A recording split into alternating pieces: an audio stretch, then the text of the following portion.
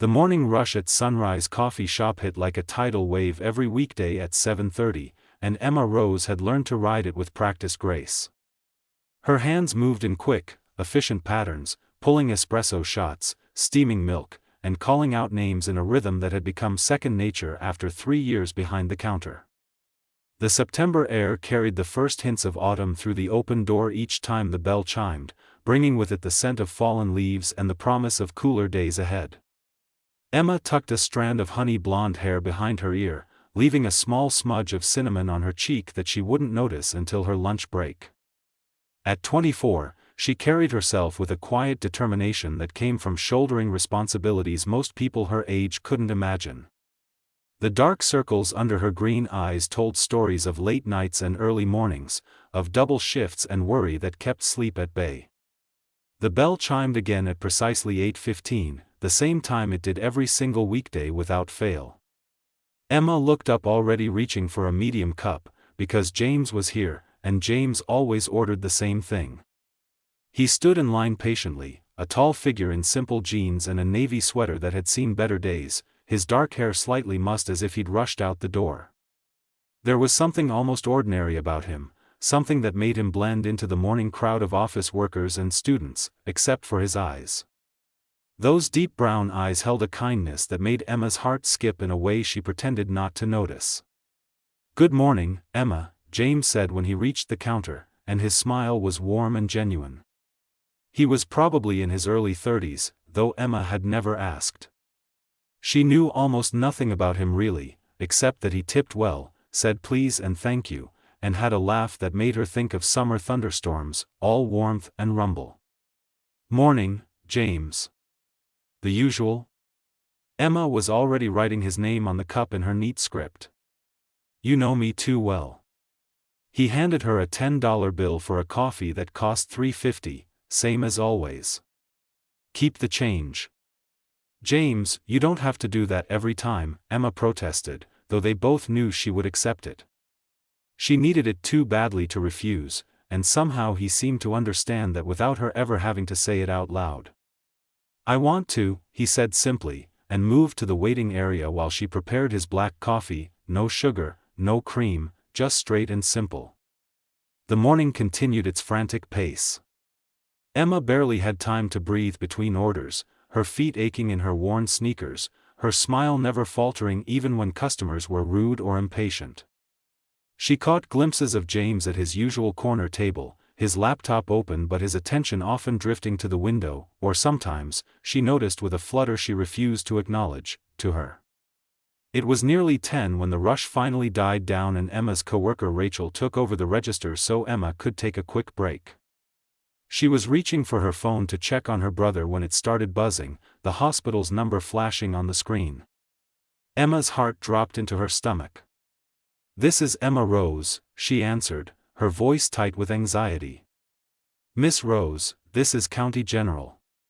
Your brother Tyler had a small incident at school, nothing serious, but we think you should come down to review his treatment plan.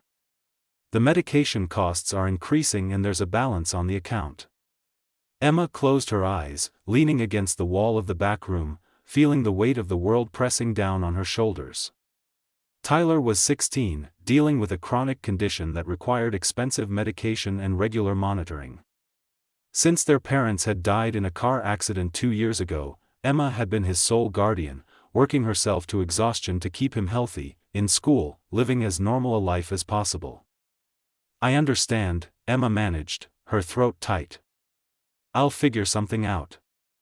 I'll be there this afternoon." When she ended the call, she didn't realize tears were sliding down her cheeks until a gentle knock on the doorframe made her look up. James stood there, concern etched across his features, holding his empty coffee cup as if he'd been planning to ask for a refill. "Emma?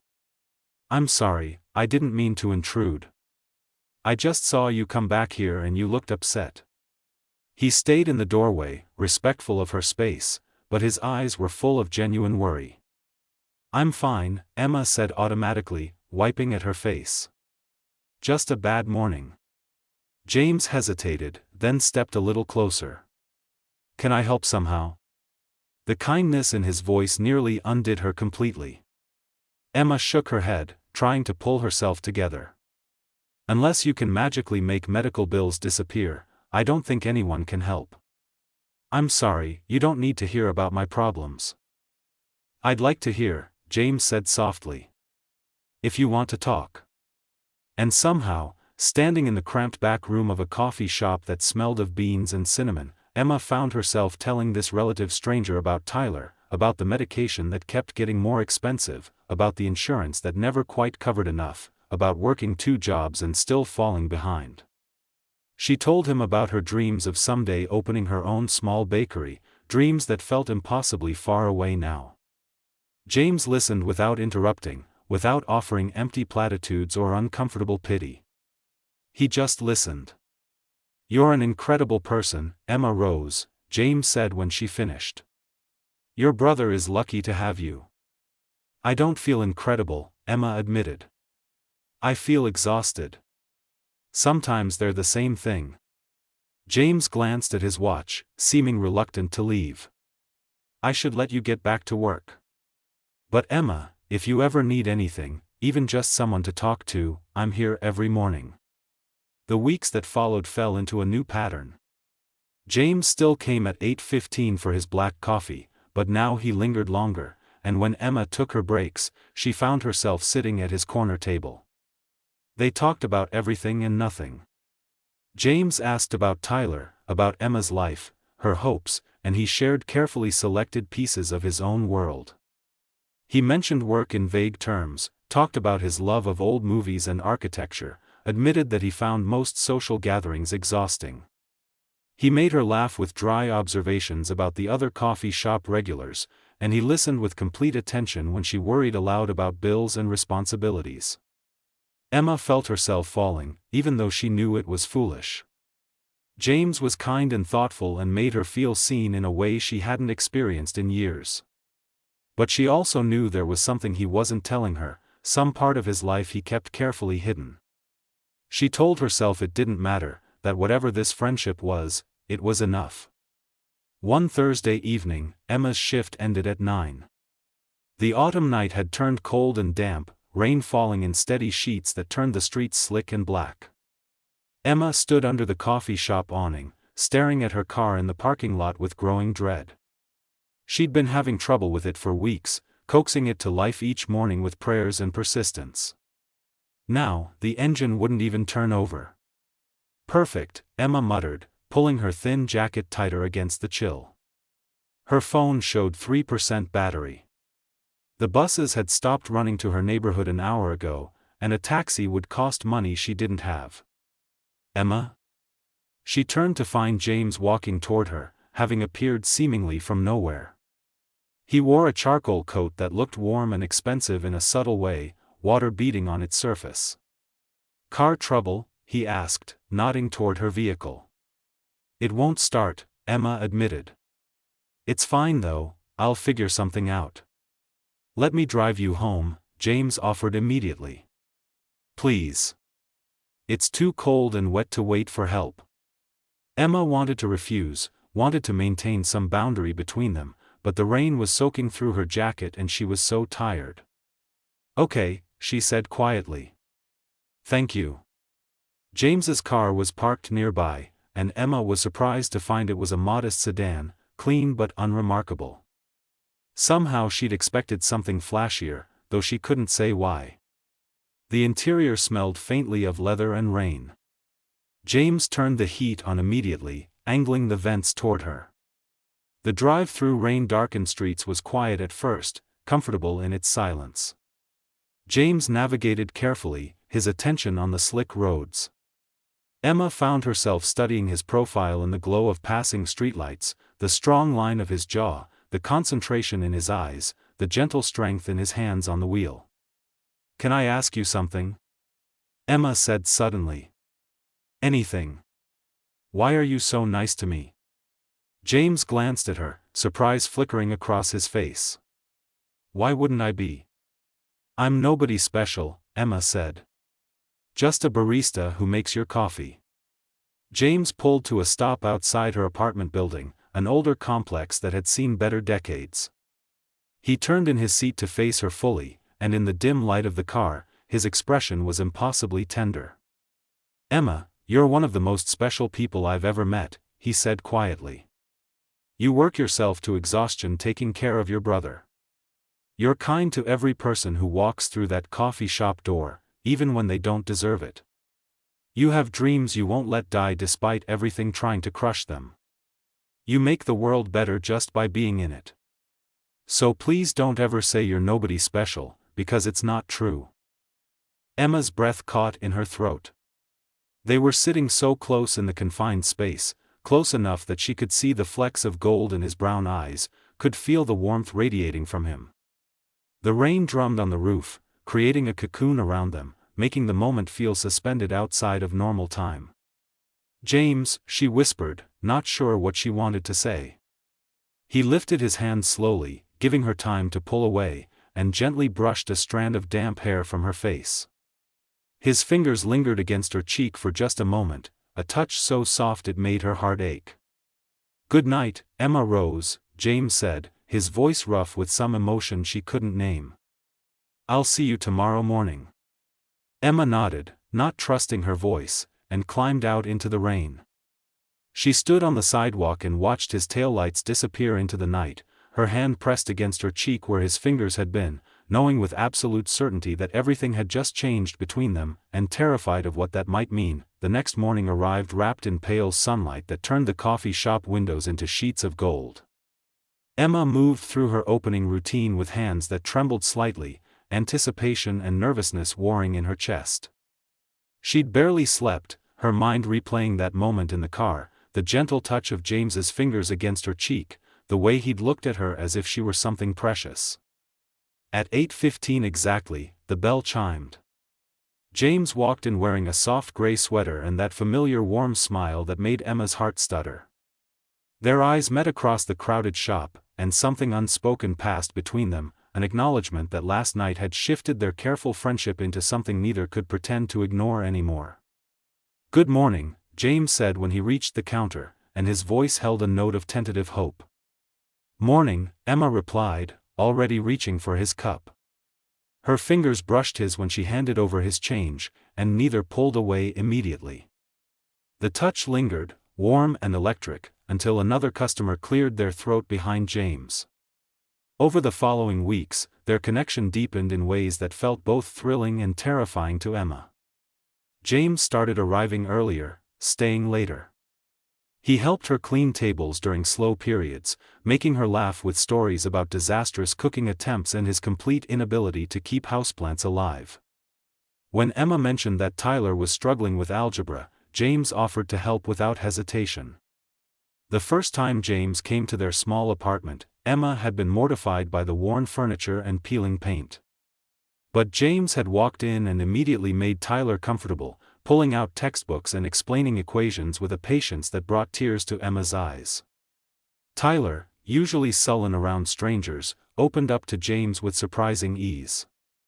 They talked about school and sports and video games, and Emma watched from the kitchen doorway as this mysterious man she was falling for gave her brother the kind of attention and mentorship he desperately needed. "He's really smart," Tyler said after James left that first evening, his eyes bright with admiration. "And he's not weird about my medical stuff. I like him." "Me too," Emma admitted softly, and Tyler grinned at her with a knowing look that made her blush. Their first real date happened on a crisp October evening.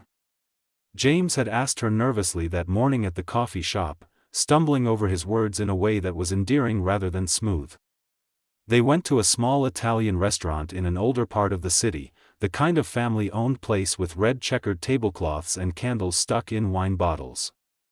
Nothing fancy or pretentious, just good food and quiet conversation. Emma wore her nicest dress, a simple navy blue piece she'd found at a thrift store, and James looked at her when she met him outside the restaurant as if she'd hung the moon. They talked through appetizers and entrees, the conversation flowing as easily as it did over morning coffee but threaded now with a new awareness, a charged current that made every accidental touch feel significant. "Can I tell you something?" Emma said over dessert, tiramisu they were sharing with 2 forks. "I've been half in love with you since the third time you came into the shop. James's fork paused midway to his mouth. He set it down carefully, his eyes searching hers. "Only half?" he asked with a slight smile. "I was trying to be cautious," Emma admitted. "But I'm not doing a very good job of it." "Good," James said quietly. He reached across the table, taking her hand in both of his. "Because Emma, I am completely, entirely, hopelessly in love with you. I have been for longer than I care to admit." They walked back through streets lined with golden-leaved trees, hand in hand, the autumn air crisp and perfect around them. When they reached Emma's building, James walked her to her door like something out of an old movie. The hallway light flickered overhead, casting dancing shadows across his face. "I had a wonderful time tonight," Emma said, her back against her apartment door, her hands still clasped in his. "So did I." James stepped closer, one hand coming up to cup her face with that same gentle reverence he'd shown in the car weeks ago. "Emma, can I kiss you?" Instead of answering with words, Emma rose onto her toes and closed the distance between them. The kiss started soft and sweet, a gentle exploration, but quickly deepened into something that made Emma's knees weak. James's arms wrapped around her waist, pulling her close, and she wound her hands into his hair, losing herself in the warmth and rightness of being held by him. When they finally pulled apart, both breathing hard, James rested his forehead against hers. "I should go," he murmured, though he made no move to leave. "Before I completely lose my ability to be a gentleman." Emma laughed softly, her hands still tangled in his sweater. "Good night, James." "Good night," Emma rose. The next morning at the coffee shop felt different. Emma couldn't stop smiling, and her coworker Rachel noticed immediately. Rachel was a graduate student in her late 20s, sharp-eyed and protective of Emma like an older sister. "Okay, spill," Rachel demanded during a lull in customers. "You're practically glowing. Something happened with Mystery Coffee Guy, didn't it?" Emma blushed but couldn't contain her happiness. "We went on a date last night. It was perfect." "I'm happy for you," Rachel said, squeezing Emma's shoulder. Then her expression turned more serious. "But Emma, are you sure you know enough about him? You've never mentioned what he does for work or really anything about his life outside this shop." "We're taking things slow," Emma said, though doubt crept in at Rachel's words. It was true that James had been vague about his professional life. She knew he worked in business, something about investments and development, but he always changed the subject when she asked for specifics. "Just be careful," Rachel said gently. "You have a big heart, and I don't want to see it broken." That afternoon, Emma's world tilted on its axis. Rachel's scream from the back room brought Emma running, her heart pounding with alarm. She found Rachel staring at her phone, her face pale with shock. "Emma," Rachel said slowly, turning the phone screen toward her. "This is your James, right?" The image showed a man in an expensive suit standing outside a gleaming corporate building, shaking hands with someone Emma vaguely recognized as a politician. The caption read, "Billionaire CEO James Sullivan announces new development project in historic downtown district." Emma's blood turned to ice. She grabbed the phone, scrolling through the article with hands that had gone numb. James Sullivan, founder and CEO of Sullivan Industries, one of the largest real estate development companies in the country. Net worth estimated in the billions. Bachelor philanthropist who avoided the spotlight. The photos showed the same face she'd kissed last night, but transformed, polished, powerful, completely different from the man in worn sweaters who helped her brother with homework. "Emma?" Rachel's voice seemed to come from very far away. "Did you know?" "No," Emma whispered. The phone felt heavy in her hand. "I had no idea." The betrayal hit her like a physical blow. All those conversations about her struggles, her money worries, her dreams that felt so far away, and James had never once mentioned that he could solve all her problems with pocket change. He'd let her pour her heart out about choosing between Tyler's medication and her own groceries while sitting on a fortune. The kindness she'd treasured now felt like pity, the tips that helped her survive transformed into charity from someone who saw her as a project, not a person. Emma made it through the rest of her shift on autopilot, her mind spinning through every interaction with James, recoloring them all with this new, devastating knowledge. When 8:15 came the next morning and James walked through the door with his usual smile, Emma felt her heart crack open. "Good morning," James started, but stopped when he saw her face. "Emma? What's wrong?" "I know who you are," Emma said quietly, aware of customers around them but unable to hold it in any longer. "James Sullivan. Billionaire CEO. Did you think I'd never find out?" She watched the color drain from his face, saw the exact moment panic and regret flooded his eyes. "Emma, please, let me explain." "Explain what?" Emma's voice was low but fierce, years of exhaustion and struggle suddenly transformed into anger. "Explain why you lied to me. Why you let me tell you about my financial problems while you're worth billions. Was I some kind of entertainment for you? Poor struggling barista, so quaint and amusing?" "No," James said urgently, stepping closer to the counter. "Emma, it wasn't like that at all.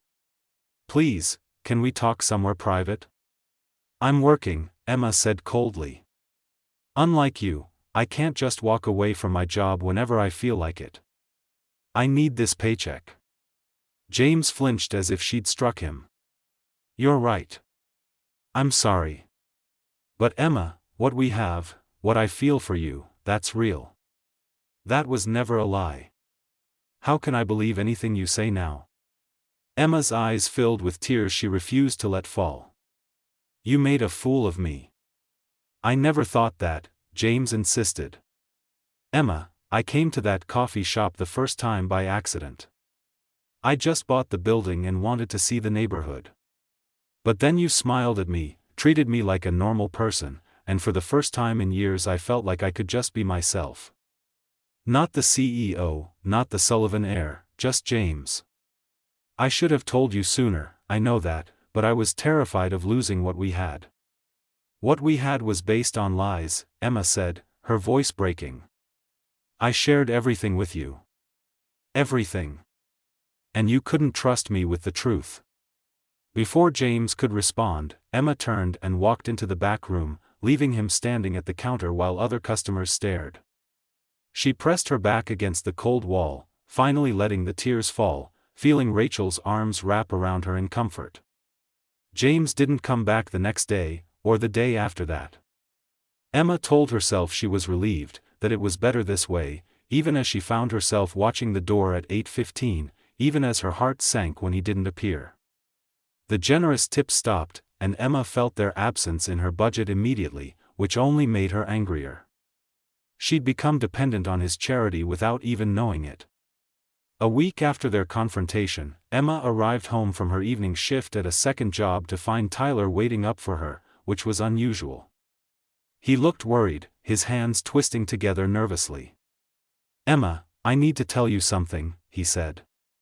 "Please don't be mad." "What happened?" Emma asked, exhaustion making her voice sharp. "Are you okay? Is it your medication?" "I'm fine," Tyler said quickly. "It's about James. He's been texting me. He wanted to make sure I understood that whatever happened between you two, he still wants to help with my homework if I need it. He said he cares about me too, not just you." Emma's throat tightened. "Tyler, we can't accept anything from him anymore." "Why not?" Tyler's voice rose with frustration. "Because he has money? Emma, he's been really good to us. He helped me understand algebra for the first time ever. He treated me like I was smart, not like I was sick or broken. And he loves you, anyone can see that. Why does it matter that he's rich?" "He lied to me," Emma said weakly. "He didn't tell you everything," Tyler corrected. "That's different. You never asked him what he did for work. You just assumed he was like us." The words hit harder because they carried truth. Emma had made assumptions, had filled in the blanks of James's life with her own projections. She'd never directly asked about his financial situation, his business, the details of his world.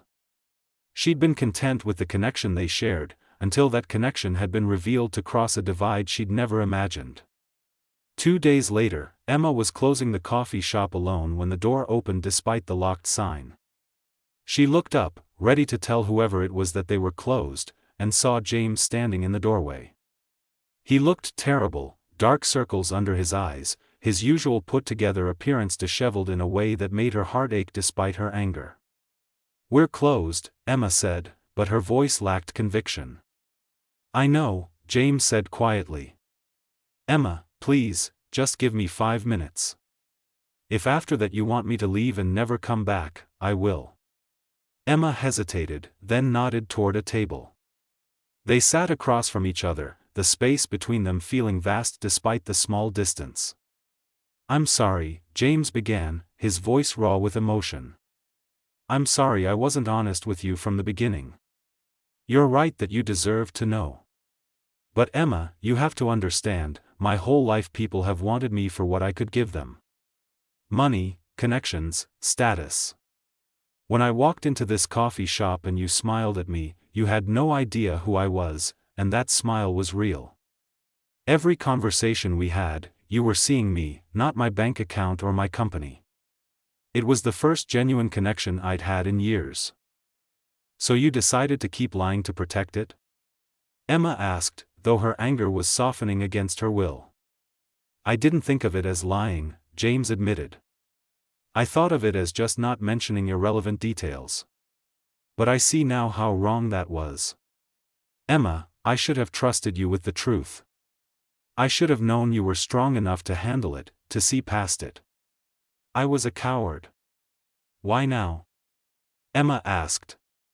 "Why tell me all this now?" "Because I can't lose you," James said simply.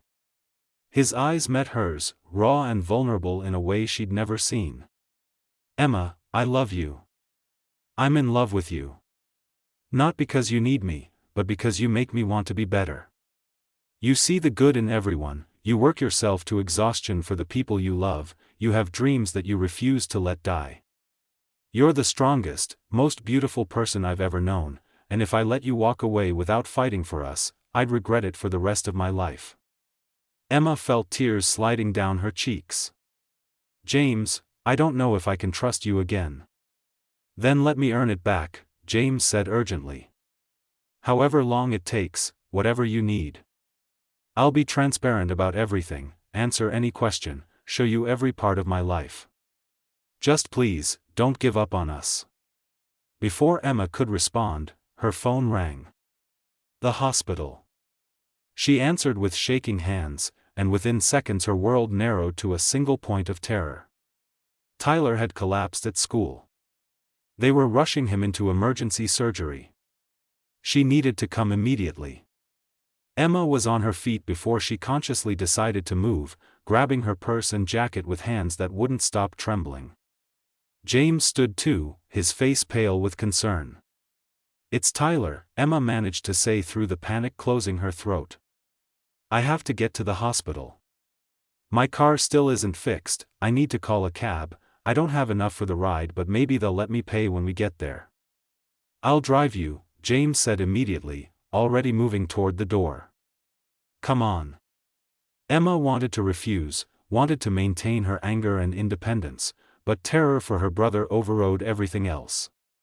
She followed James to a sleek black car she'd never seen before, some expensive model she couldn't have named. She didn't care. All that mattered was getting to Tyler. James drove fast but safely, his jaw tight with concentration. At the hospital, he pulled up to the emergency entrance and Emma jumped out before the car fully stopped. She ran through the sliding doors, giving Tyler's name to the first person in scrubs she saw. A nurse led her to a waiting room, explaining that Tyler was in surgery, that there had been complications with his condition, that the doctors were doing everything they could. Emma sank into a plastic chair, her whole body shaking. She was vaguely aware of James sitting beside her, of his hand covering hers, warm and steady. Time became meaningless. They could have been there for minutes or hours.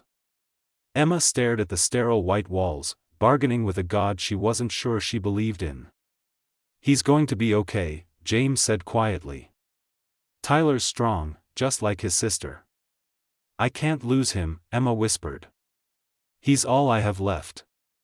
"You won't lose him," James said with a certainty he couldn't possibly possess, but Emma clung to it anyway. "And Emma, you're not alone in this. Whatever happens, I'm here." A doctor finally emerged hours later, still in surgical scrubs, pulling down her mask. Emma jumped to her feet, her heart in her throat. "Tyler's stable," the doctor said, and Emma nearly collapsed with relief. "The surgery went well. He'll need to stay for observation and will need to adjust his medications, but he's going to be fine." Emma started crying, deep sobs of relief and exhaustion. James's arms came around her, pulling her close, and she let herself lean into his strength because she had none left of her own. Over the next few days while Tyler recovered in the hospital, Emma learned several things. She learned that James had been the anonymous benefactor who'd paid off Tyler's previous medical bills. She learned that he'd set up a fund to cover all of Tyler's future medical expenses, done through the hospital so Emma would never have to know it came from him. She learned that every generous tip he'd left hadn't been about pity or charity, but about recognizing her struggle and wanting to help in the only way she might accept. "You did all of this?" Emma asked one evening when Tyler was sleeping peacefully and they stood in the hallway outside his room. "Why didn't you tell me?" "Because you would have refused," James said simply. "Your pride is one of the things I love about you, Emma, but it also means you won't accept help even when you desperately need it.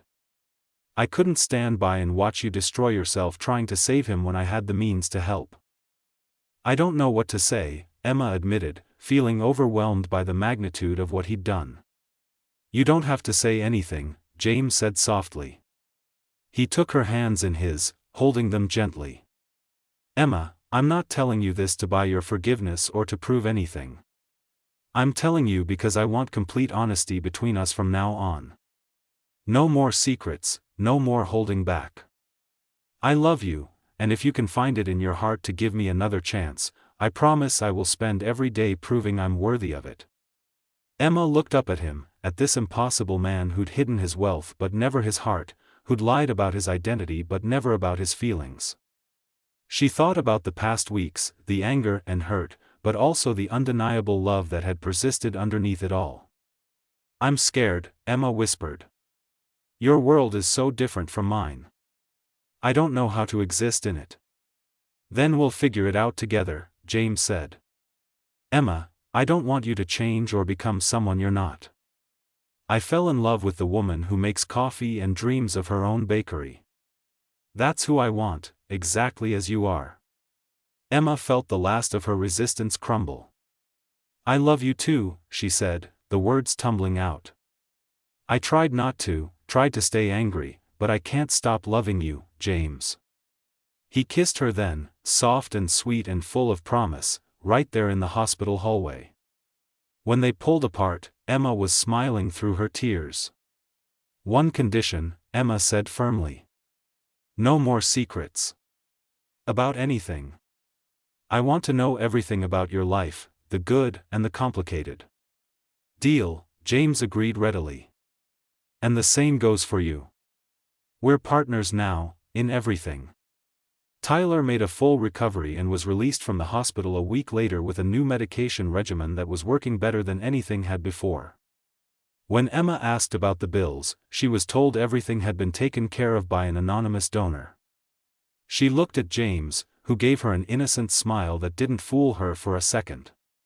"Thank you," Emma said simply, and James squeezed her hand in understanding. Part 3, Building Forever. The morning after Tyler came home from the hospital, Emma woke up to her phone buzzing with a text from James.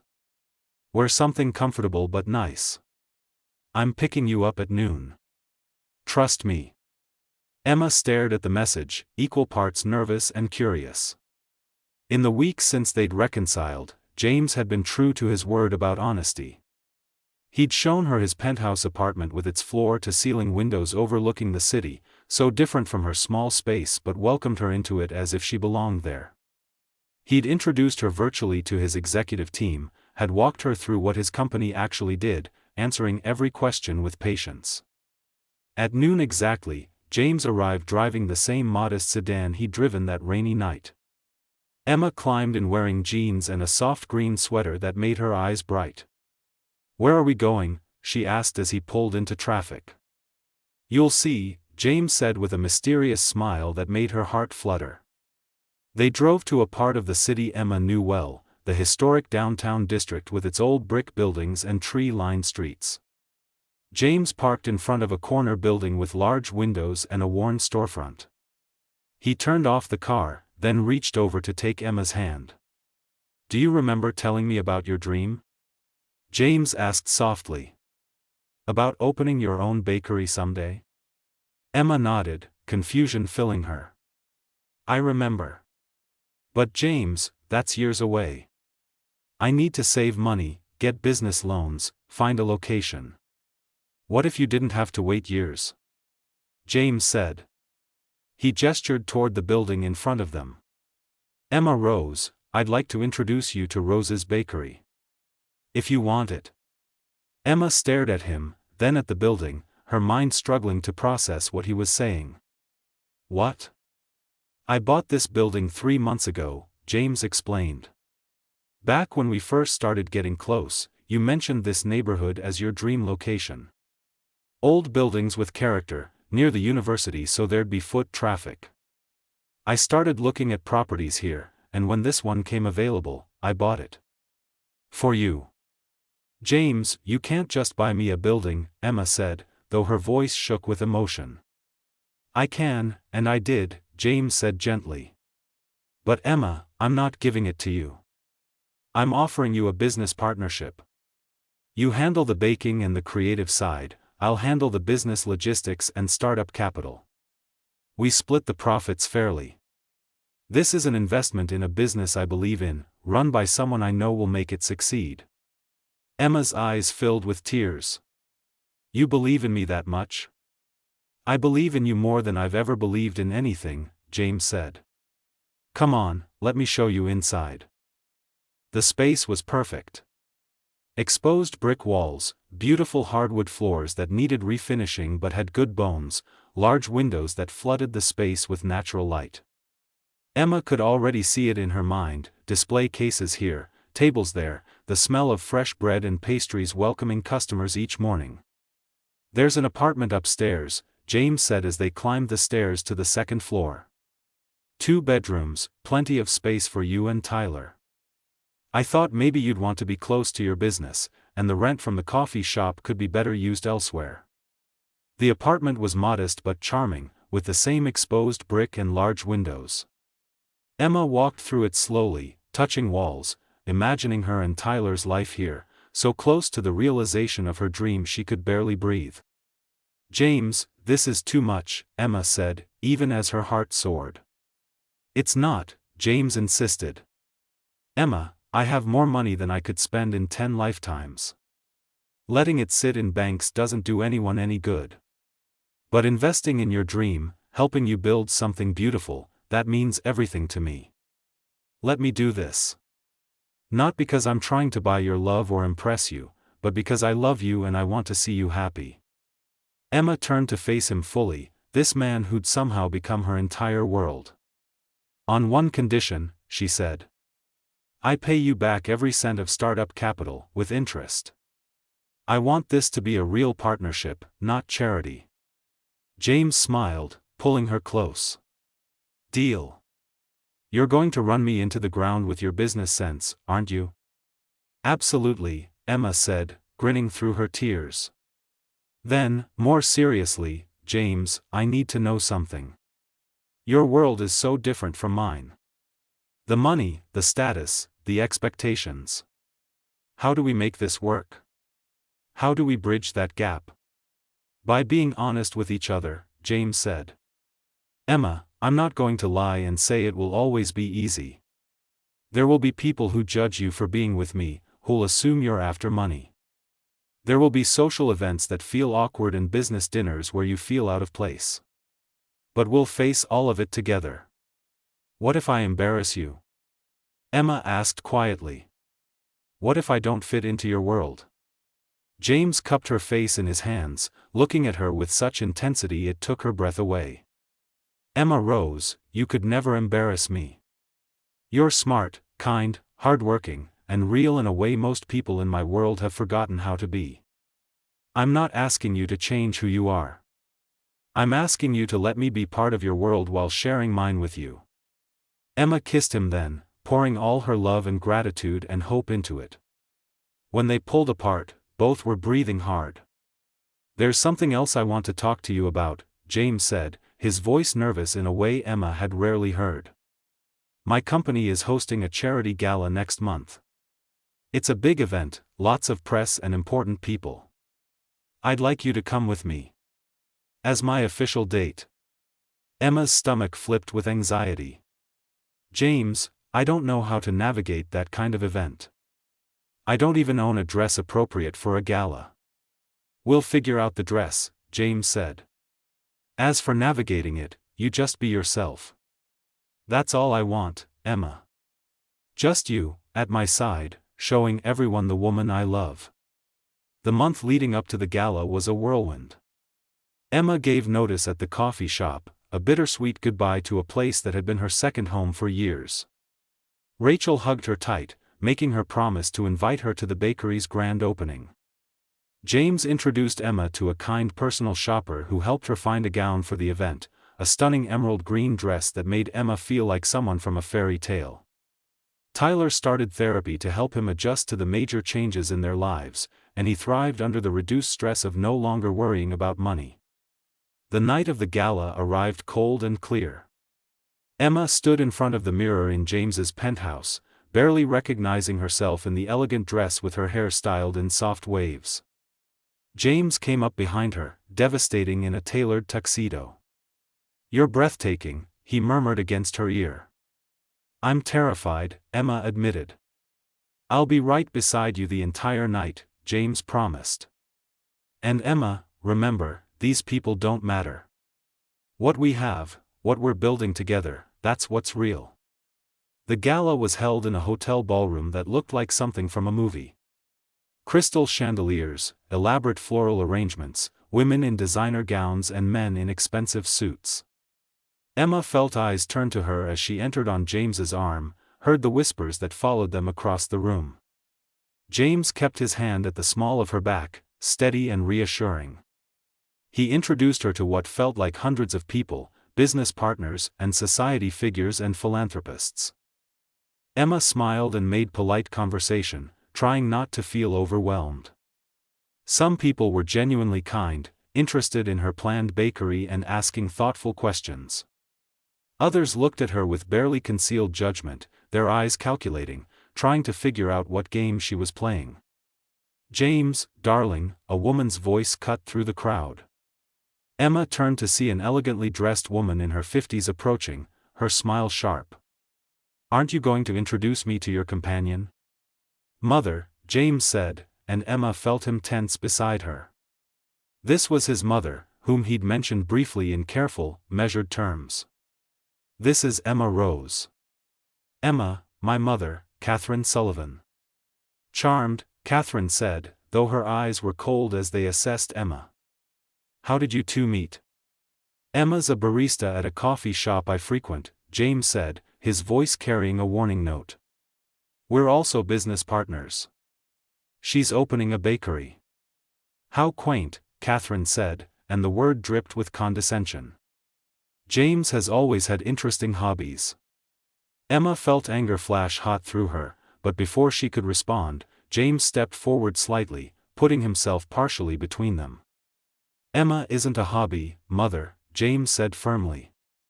She's the woman I love, and I expect her to be treated with respect.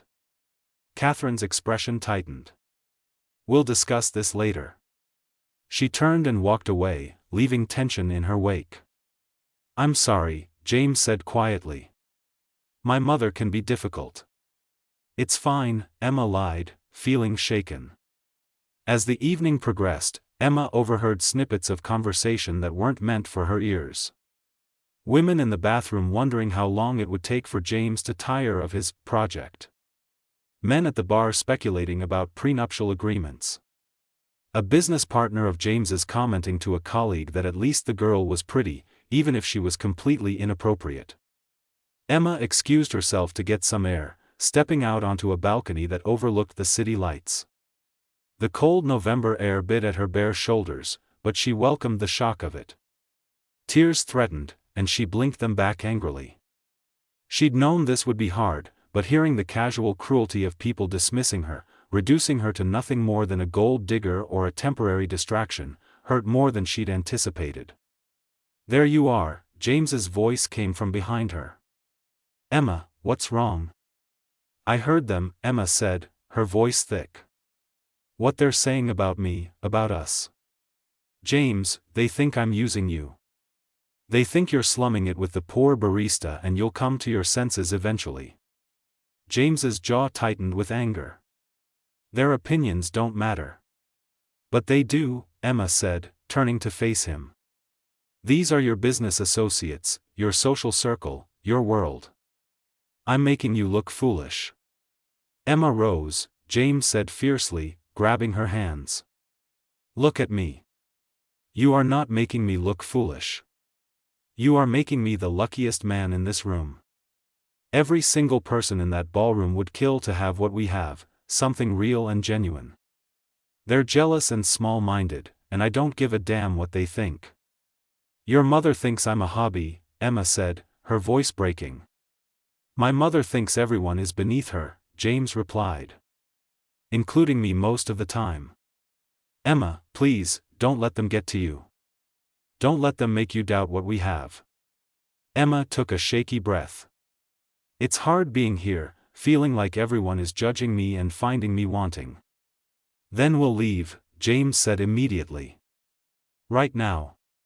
We'll walk out of this gala and never come back. None of this matters if it makes you unhappy." "No," Emma said, straightening her shoulders. "I won't run away. These people don't get to decide my worth or define our relationship. Let them talk. We know the truth." Pride filled James's eyes. "That's my girl." He pulled her close, kissing her forehead. "I love you so much." They went back inside together, and Emma held her head high for the rest of the evening. When they finally left, Emma was exhausted but felt stronger somehow, as if she'd passed through fire. Over the following months, life settled into a new rhythm. Emma threw herself into preparing the bakery for opening, working with contractors and suppliers, developing recipes and designing menus. James helped where he could, mostly by handling paperwork and business logistics while Emma focused on the creative elements. Tyler flourished in his new school, his health stable, his confidence growing. He and James had formed a real bond, spending time together that had nothing to do with Emma, just two people who genuinely enjoyed each other's company. James's business partner, an older man named Richard who'd known James since he was a child, requested a meeting one afternoon. Emma knew Richard had been skeptical of their relationship from the beginning. When she arrived at his office with James, Richard's expression was serious. "Emma, I want to apologize," Richard said without preamble. "When James first told me about you, I made assumptions. I thought you were after his money, that this was some scheme. I was wrong, and I'm sorry." Emma was stunned. "Thank you for saying that. I've watched you over these past months," Richard continued. "The way you've built your business plan, the integrity you've shown in your partnership with James, the respect you've demanded from everyone around you. You're good for him, Emma. You've made him happier than I've seen him in years. I wanted you to know that you have my support and my respect." The apology meant more than Emma had expected. Slowly, gradually, other people in James's circle began to come around. Not everyone, Catherine Sullivan remained coldly distant, but enough that Emma started to feel less like an intruder and more like someone who belonged. The bakery's grand opening was scheduled for a sunny Saturday in May. Emma barely slept the night before, running through checklists in her mind, worrying about everything that could go wrong. James stayed up with her, holding her when anxiety threatened to overwhelm her. "It's going to be perfect," he promised. "Everyone's going to love it because you made it with your heart." The line outside Rose's bakery when they opened the doors was longer than Emma had dared to dream. Friends and neighbors, people from the coffee shop, strangers who'd seen the advertisements, even some of James's business associates who'd grown to support them. Rachel was there with a group from Emma's old coffee shop, cheering as the first customers walked in. Emma spent the day in a happy blur, serving pastries and bread that people raved about, seeing the joy on faces as they tried her creations. Tyler worked the register with impressive efficiency, chatting easily with customers. And James was everywhere at once, helping carry trays, clearing tables, his pride in Emma evident in every look he gave her. That evening, after they'd closed and cleaned up, Emma stood in the middle of her bakery with James beside her and Tyler sprawled tiredly in a chair. She felt tears of joy sliding down her cheeks. "We did it," she whispered. "You did it," James corrected, pulling her close. "This is your dream, Emma. I just got to be part of making it come true." This response paused because Claude reached its max length for a message. Hit continued to nudge Claude along.